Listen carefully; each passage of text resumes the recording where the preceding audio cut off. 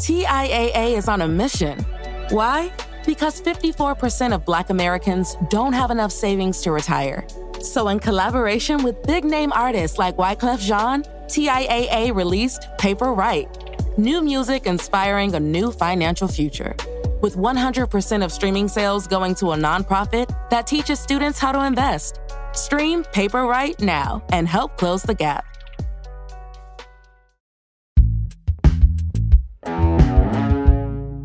Today on CityCast Boise, after getting a big thumbs up from voters, Mayor Lauren McLean has just started her second term in office. So I was wondering, along with my colleague Hey Boise newsletter editor Blake Hunter, what's her plan for addressing the biggest issues our city is facing? We ask her about our housing crisis, the rise in pedestrian deaths, and whether the new zoning code is really about to change everything. It's Tuesday, January 30th. I'm Frankie Barnhill, and this is what Boise's talking about.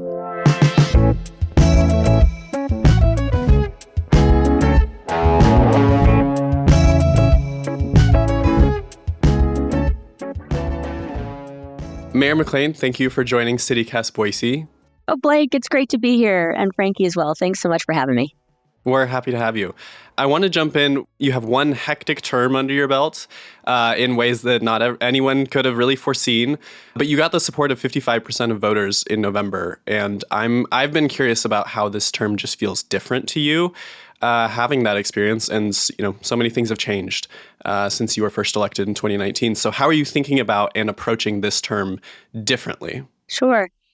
That's such a great question. And I do want to reflect back on the last 4 years because it was truly an honor to be elected to serve the people of Boise. And what a 4 years it was. I have said to the community as well as to the staff at the city of Boise that we were called on to do so many things that we could not have anticipated. And I am so proud of the impact that our city had and the focus that we kept on our through line through COVID, through so many conflicts the last 4 years of taking care of people. And so these next 4 years will be different, but the voters, when I knocked on doors across the city, were clear. They wanted me to continue working with the people of Boise, with the employees of the city of Boise on affordability and housing, making sure we've got homes of all shapes and sizes for all people that call Boise home. They want us to address and prevent homelessness, to keep the record that we've demonstrated of taking care of people and preventing the crises that we've seen in other cities here in Boise by taking care of people. They want us to work on climate readiness and climate action to prepare for the future and to build on the foundation that we've developed with jobs for the future. So in these next 4 years, it does feel different because right about now, 4 years ago, we were all wondering what was happening. Reading the headlines. Yep. So now what we have is 4 years where we are beyond COVID, where we are seasoned and have demonstrated that we can deliver and we can take all that work and do more for the people of Boise. And that's what I'm so excited about. Yeah, I mean, just a truly unprecedented 4 years. But this time around, you decided to run very deliberately on this term that you used called Boise values as a way to distinguish your vision of the city and for the city moving forward. It's hard not to read that, from my perspective at least, as a euphemism for kind of liberal values, at least in contrast with the rest of the state. So I'm curious, why did you choose to use that particular language? This race was about a lot of things. It was about our need to continue the good work to ensure housing at Boise budgets and the other topics that we brought up. But it was also, as you mentioned, a race for the future Boise, a race in which Boise values came into play. And I wouldn't say that that's liberal or conservative. Like, Boiseans have always demonstrated that we care for people, that everyone who wants to call Boise home, that calls Boise home, is welcome here. And so in my mind, this is about truly making good on the promise of being a city that's both safe and welcoming for everyone, where everyone means everyone. Right. And I appreciate that and respect that. And at the same time, across the state, our statewide politicians are moving kind of increasingly further to the right and getting more extreme with, things like abortion bans, but so many other things as well. What does that tell you about the future of Boise with the rest of the state? Oh, that's a great question. Because I got a lot of residents asking me that. Yeah. Given what's happening in the state, I wouldn't even say necessarily that what's happening in the state house reflects Republicans of the state. Now, Idahoans have always been people that are live and let live folks that take care of the communities they live in, that work together, roll up their sleeves, and create solutions. But I had so many people in conversation on porches and coffee shops and others, but it's some of those porch conversations with moms and dads that ring the loudest. And those are the ones where people are asking, do our kids really have a place here? Will our kids come back here, given what we're hearing and the rise in extremism in the state? And my answer to them, and I'd say that Boiseans' answer to them, resoundingly yes, that we remain, as we always have been, a city that will focus, regardless of what's happening around us, on taking care of people. And in these times, it becomes even more important to be clear about that because of the attacks on the most marginalized that we are seeing in the state. During the legislative session, yes, but throughout the year, really. And we saw that even in the election, how the negative campaigning attacked individuals and people.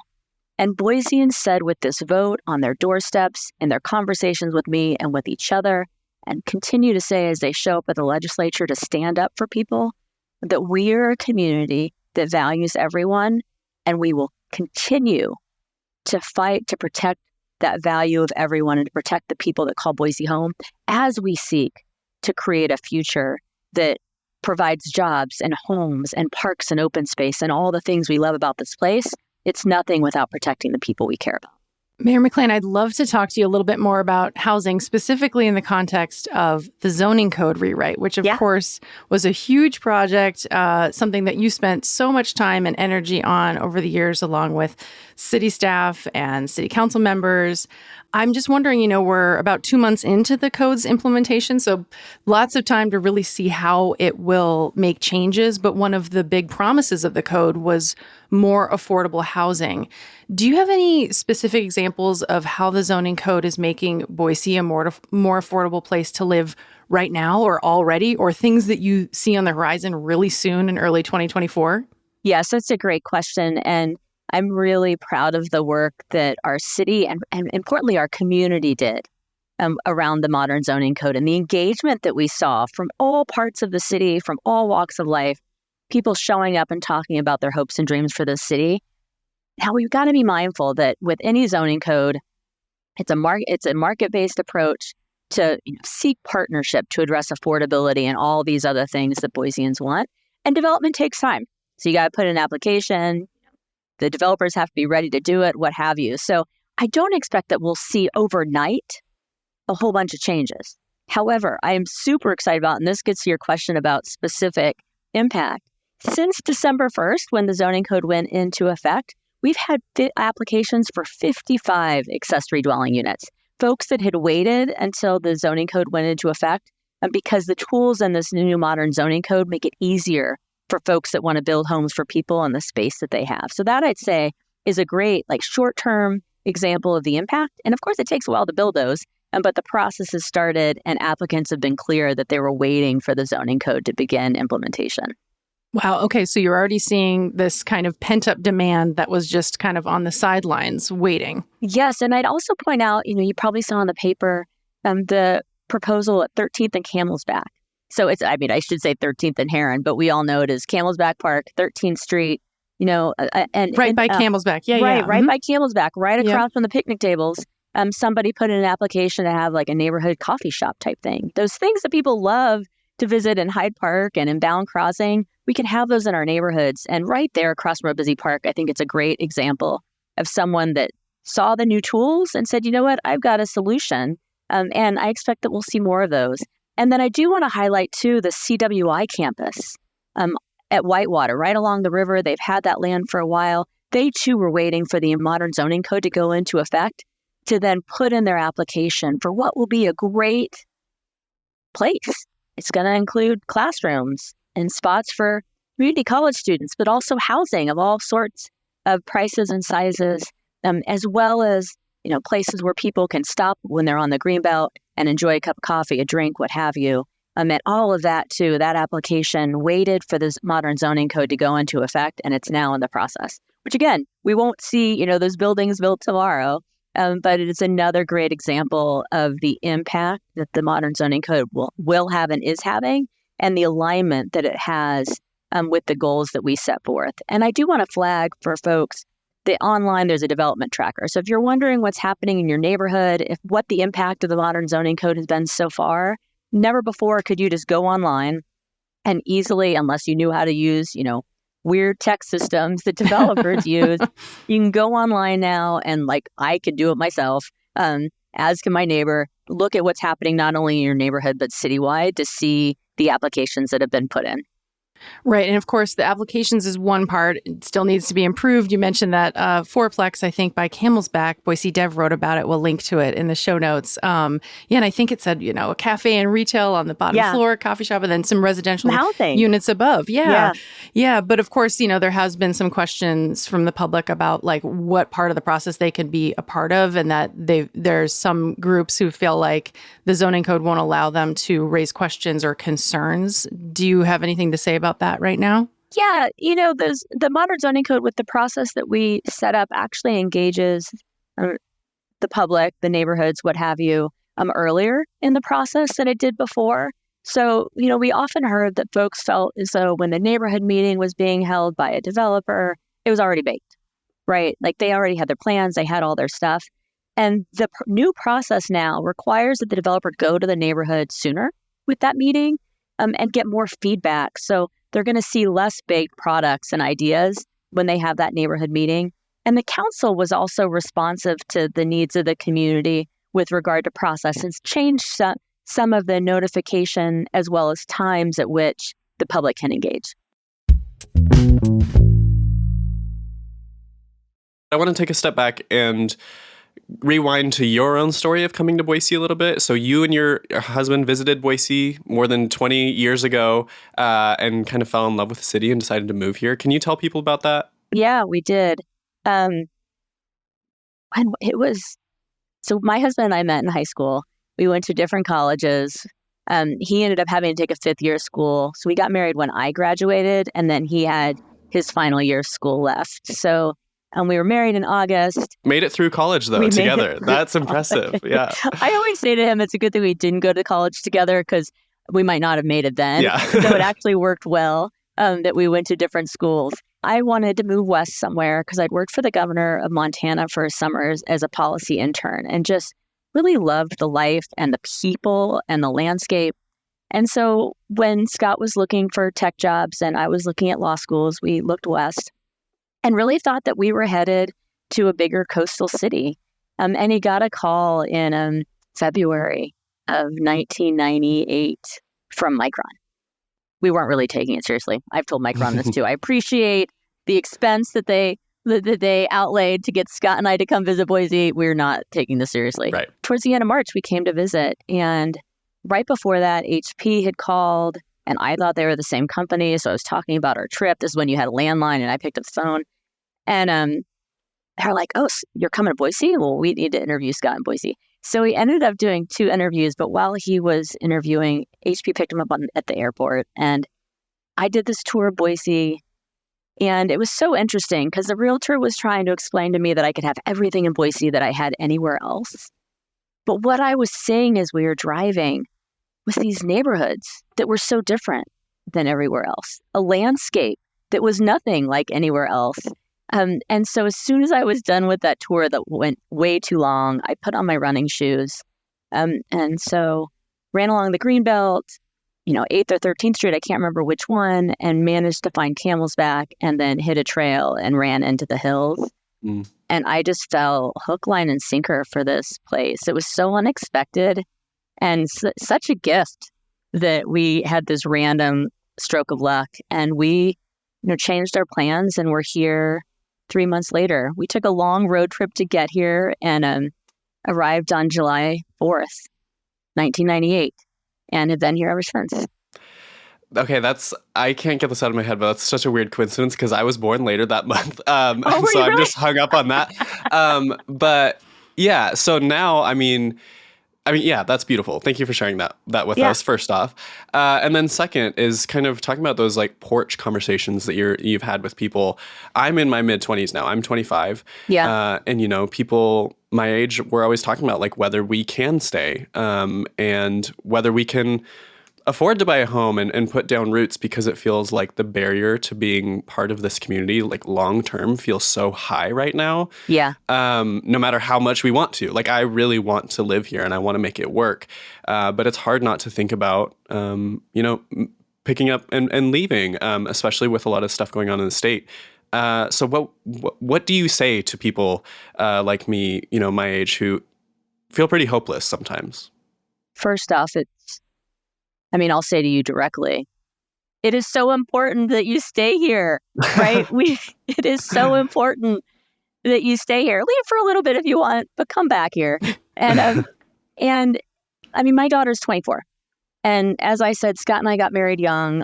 It's like our life was on fast forward. And we were I was 23 when I moved here. So I've lived more than half my life here. I was 24 when we had our first child. And I was 24 when we bought our home. And we had school loans. Wow. We didn't do it with parents helping us. It's like, we saved money. We were singularly focused on it. And we were able, with that single purchase, to really build strength and stability for our family. I want that for you. I want that for my kids. I want that for folks that call Boise home. And right now, it's really hard to do that. And so that is why, while a city can't do it all, and we've got to build partnerships, but it is why we have looked in such a focused manner on what we can do around housing. The modern zoning code's a big piece of that, because it makes space for people to build homes. And the more homes you have, the more different price points you're going to have for folks to live here like you, right? Mm-hmm. I imagine like living on a transit corridor with a coffee shop and a restaurant and some retail underneath where you can walk outside, jump on the bus, get to your job. Saves you money because you can ride a bus, and you're living in a neighborhood surrounded by people where you can walk to parks and other things. It's why we've looked at how we use our land that's parking lots and tool sheds and other things, or purchase land we can, to put out to developers and say, give it your best shot. Tell us what you can do and what affordability points you can provide so we can build homes for Boiseans. And you see that happening around the community on State Street at Arthur, up at Franklin and Orchard. There's some others under the works.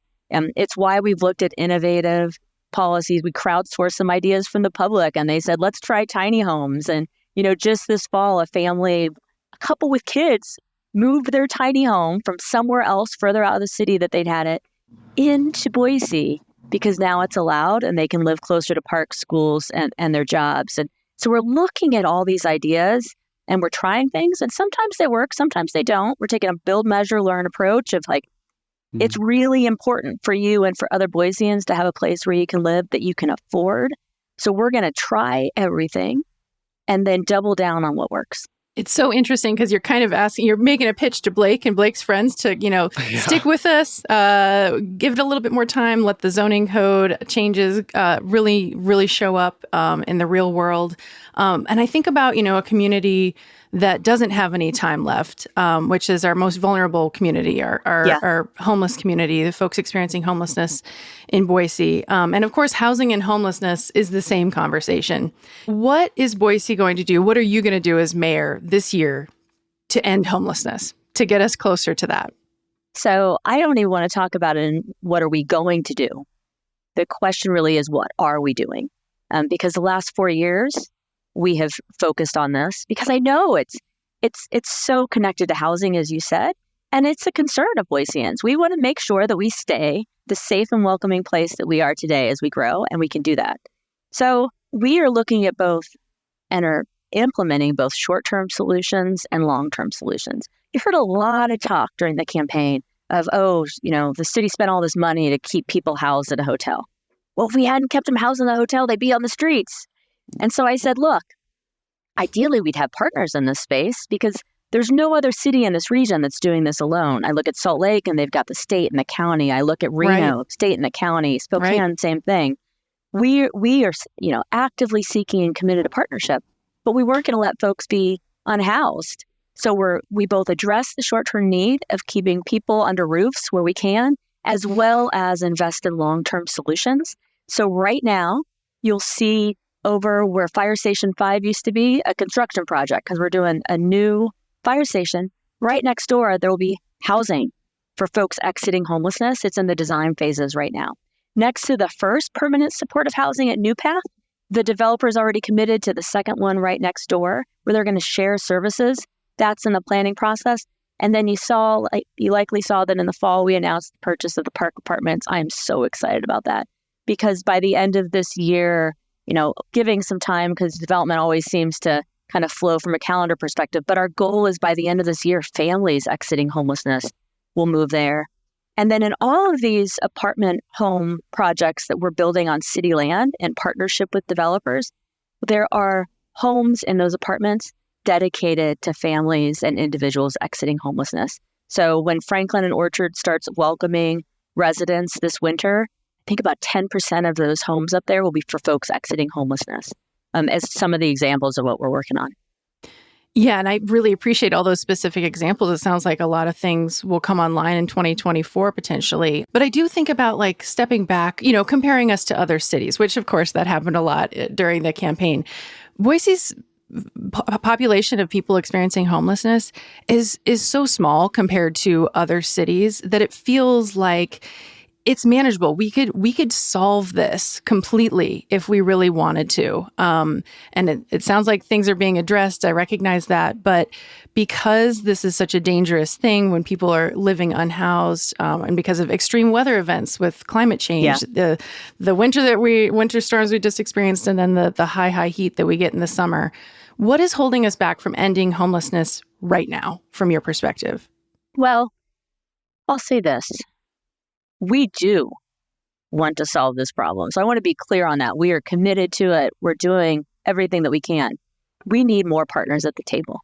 I look to some of the announcements that the mayor of Salt Lake has made. She's got the governor right there with her and the county right there with her. Really incredible partnership that brings solutions to scale. And I don't want to minimize the partnerships that we have in building long-term permanent supportive housing for residents that are exiting homelessness, because we can't do that without partnerships with developers. But we need resources. We need more people at the table, more agencies at the table, and we can bring these solutions to scale and address this fully. Because you're right. We have the opportunity to stay ahead and ultimately to end this here because of the scale of the need that we see right here in Boise. Mayor McLean, the last year has been really dangerous and really deadly, frankly, for pedestrians and cyclists in the city and outside of Boise limits around the Treasure Valley. But you're controlling at least the nexus of Boise to a degree. I know that, of course, there was a big outcry after, one well-known tragedy when a 16-year-old was hit by a truck in the North End, which is one of the most ostensibly bike walk friendly parts of the city. What's the status on the task force that was going to be created for addressing these deaths and these tragedies and to make sure that they don't happen anymore? Sure. This is both creature of street design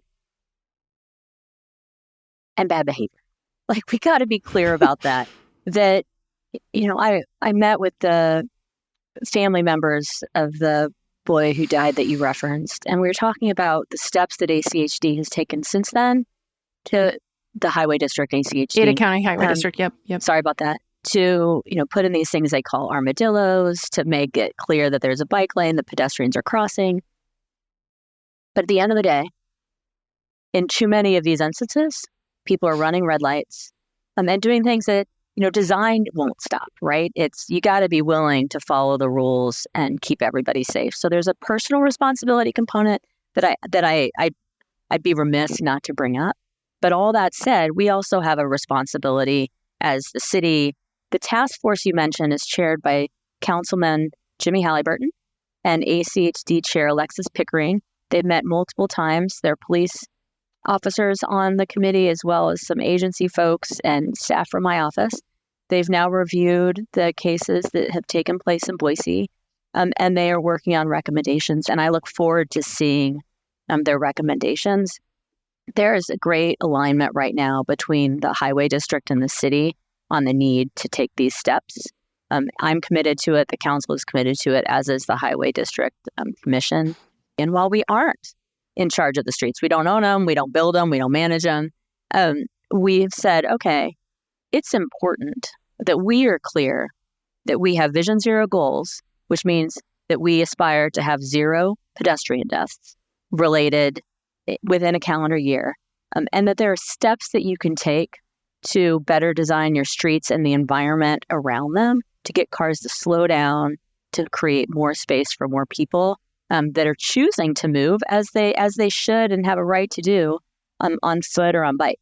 Do you feel like your hands are tied with this? Because as you mentioned, the Ada County Highway District, they control Boise streets. You're in a very unique position as the mayor of a city that doesn't actually have control over the streets. Do you feel like your hands are tied, or do you feel like there are mechanisms? I mean, for example, one of our readers, one of our Hey Boise newsletter readers, Kenneth, wrote in asking about the red lights. You mentioned people running red lights being negligent. It feels like maybe more patrols, right? That's something that you could potentially control as mayor. Maybe you can't fully control, medians, creating them, but advocating along with ACHD around that. I'm just curious about that. To what extent do you have power in this? Sure. I will say on many topics that the easiest thing is to say, oh, it's all the highway district, right? Oh, right. Just blame them. Yeah. Throw up my hands. There's nothing I can do. That's not an appropriate answer, nor is it the case. There are things that we can do, that we will do, we are doing. And a big part of that is you got to build a partnership so that you can work to ensure that the agency that does have bigger impact is willing to take steps in partnership with you. We spent a lot of time rebuilding those relationships in my first term. You know what? A cop at every corner is not something that is realistic, right? Because we've also got residents that want our police to be available for other calls. We have a lot of corners in this state. Having patrols, we are increasing them because we need to as we grow, but that's not going to prevent this in the long run. If folks, as our police chief, I thought so rightly said last fall, look, if a cop at a corner is what's preventing you from running a red light when a kid might be crossing the street, like in my language, check yourself, right? There's more to it than having police officers watching red lights. That said, enforcement is important and key because folks that don't follow the law ought to be held accountable. But I look at this and say, I have a role in ensuring that we have a Vision Zero plan and that we take steps to implement it. It is so important that the mayor of this city have the relationships necessary with the agencies that do have control to influence and impact the design of the future. And it can be frustrating because we have, in Ada County, there are over 5,000 miles of snow plowable roads. So I think maybe that means 2,500 miles of streets. That's a lot of roads that have already been built without an eye to protecting everybody that uses our roads. And that's people on foot, on bikes. So there's a lot of catch up to do. And so right now, my role is to support a task force that provides recommendations, do what we can, where we can to influence the decisions being made around design, enforce when we can and must, as well as look for more opportunities from a grants perspective, from an influence perspective, to move the needle on ensuring that we have streets that are safe for everyone. I'm glad that you brought up police because I feel like after 2023, we'd kind of be remiss not to ask about police shootings. So, Boise police had one shooting in 2020, 5 in 2021, and 3 in 2022. And then it jumped up to 6 in 2023, 4 of those being fatal. And so I just have to ask, what are you doing right now? I mean, I know we've talked to Nicole McKay on CityCast Boise, the new director of the Office of Police Accountability, about her visions for the police department moving forward and kind of increasing that accountability. But in the interim, as that process kicks up, she's reviewing cases that have already happened. Yeah. How are you working to ensure that doesn't happen again this year? The important piece here is that The Office of Police Accountability, as you mentioned, Nicole McKay, is reviewing those cases and providing recommendations because we don't want to see any shootings. As you said, it's harmful to the families of the victims. Frankly, it's harmful to the officers and the families of the officers to be in these situations. Our best day is to have none, and that is what we aspire to see. And then recommendations afterwards. Those recommendations, as she receives these reports and goes through all of these past shootings, are going to be key to ensuring that this doesn't happen again. The council has asked, I have asked, what are the through lines? Are there, needs beyond what training can control? And how do we address those? It's likely bringing other partners and stakeholders to the table. What needs to change, if things need to change in training to prevent this in the future? Those are the questions she's asking as she reviews these reports. Founded or unfounded. She's going to look beyond that at some of the things that could have been different, that might have prevented these shootings from happening. And it's our expectation, and I say our because it's the City Council's expectation, my expectation, that the police department takes those recommendations and implements them to prevent these from happening in the future. Yeah, and we certainly await more of those reports, and glad that office is back up to full steam. I want to pivot to another quite grim conversation that I think there's maybe no immediate answers, but one that we have to keep checking in on is Boise's and Idaho generally, the OBGYN community and kind of mass leaving of doctors and physicians. And this was actually a question that a Hey Boise reader wrote in about OBGYNs are scared and they're leaving the state. And yeah. I guess just snapshot January 2024. I'm sure that we'll have to check in with you again about this in the future, just as folks have before. But what's your snapshot vision of that situation right now? I would say that they are not exaggerating. For our daughters, sisters, mothers, doctors, a scary time. And it's why we won't prioritize resources to help the state in these investigations. And it's why I say when people ask about numbers, to look to the hospitals, because they are documenting the doctors that we're losing and the real world, real life impacts of these laws here in the state. I am deeply committed, I always have been, to the decisions around reproduction being made between the patient and the doctor and not the legislature. And in these times, we've seen in other parts of the state hospitals close or wings of hospitals close. That can't happen here. And so I will continue to do what I can. And much of that is in, as we talked about earlier in the day, talking to the values of the residents of Boise. And I'd say, frankly, these are the values of the residents of Idaho at this point, and the importance of creating space and safety for our medical professionals and for the folks that need that medical care at really important and often really tough times of their lives. Yeah. Another kind of similar topic, House Bill 71 was passed last year, Idaho's gender-affirming care ban for youth in the state. And we're recording this right after an Idaho representative just put forward a bill to kind of legally define and kind of merge the terms gender and sex in Idaho law, which I find, as a non-binary person, I find quite funny because I'm like, will I legally not exist if this bill goes through? And again, it's not funny. No, because dark humor. Yeah, you kind of have to laugh, in my opinion. But anyway, so House Bill 71 is currently on pause. There's an injunction on it, but the lawsuit is currently still going forward. The state is still trying to say that we can enforce this. Boise specifically has approved in 2020, right after Roe v. Wade fell, a provision to essentially deprioritize, I believe is the word, kind of enforcing Idaho's abortion bans. I'm curious, can you talk to, will the city of Boise implement anything similar regarding gender-affirming care ban, whether it be House Bill 71 or something else? I appreciate that question. It's not one that residents have brought to me, to be honest. And it's something I ought to think about. I do want to point out that after the governor signed House Bill 71 last year, I did what I often do, and that is restate the values that I have, that this city has, and that is that every person in this community is welcome. And I was clear in my concern with regard to this bill that this really put trans kids at risk.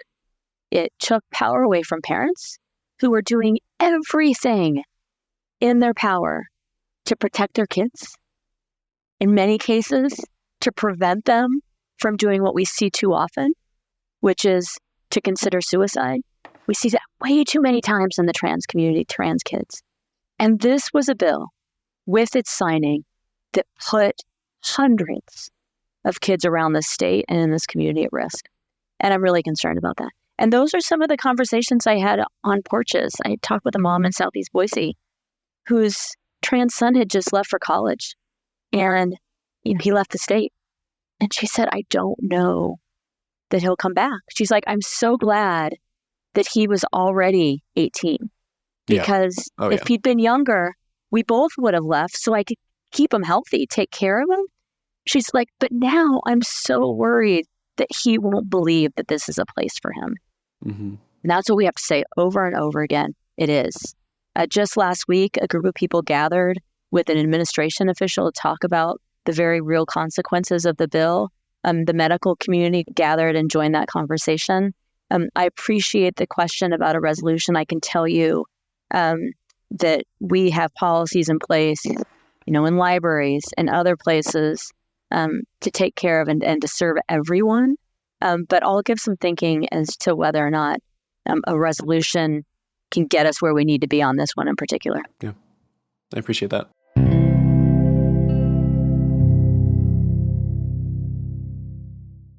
Okay, before we wrap up, we just talked about some very important, essential conversations around Boise and the future. But before we wrap up, we want to play a game. We want to do some lightning round questions to you to learn a little bit more about you outside of office. Are you game? I am game. Okay. Great. Stretch. Are you ready? I got my running shoes on. Yeah. Okay. What is your favorite lunch spot near City Hall? You've only got a few minutes to go. You got to go. What's your favorite spot? Oh, if I only have a few minutes, I go over to JD's bodega and get hot dogs. Love. Hot dogs. Yeah. Oh my God. I love that. I was not expecting that. 2 for $4 with a drink. It's best deal in town. Oh, all right. You heard it here. Okay. You have a friend from college who was super cool and is still super cool, and you want to impress them. So where do you take them in Boise to show off? Oh, I've been planning this because all my college friends are planning a weekend to come visit. I think just being in Boise is the show off, right? Stand up at the depot, you show them the city. For me, this isn't a quick answer, so I'm failing on a lightning round because it's both. It's restaurants, it's 8th Street, it's the river, it's the Greenbelt, it's bogus in the winter, it's all those things, and then it's just like soaking up the essence of Boise, which is walking through neighborhoods that are just so unique. Yeah.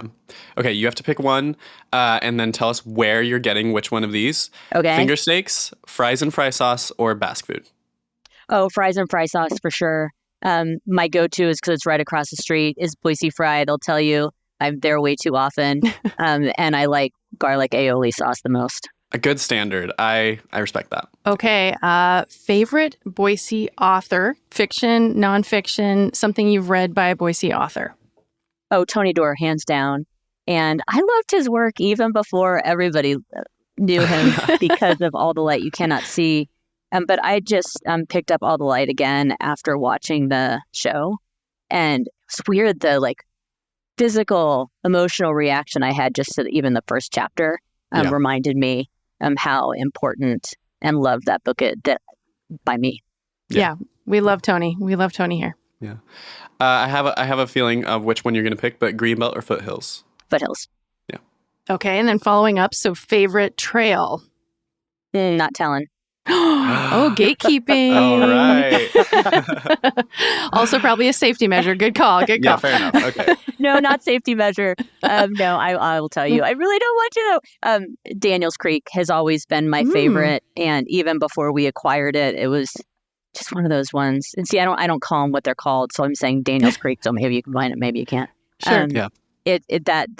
That area is my favorite. And I was so excited when the city was able to acquire an easement to that area.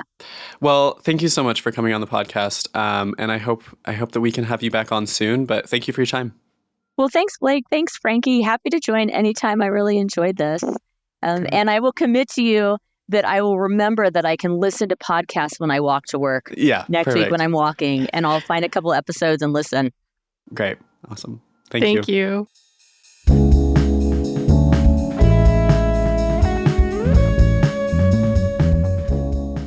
Okay, that's all for today here on CityCast Boise. If you enjoyed the show, tell a friend about us. We'll be back tomorrow morning with more local stories from around the city. See you then.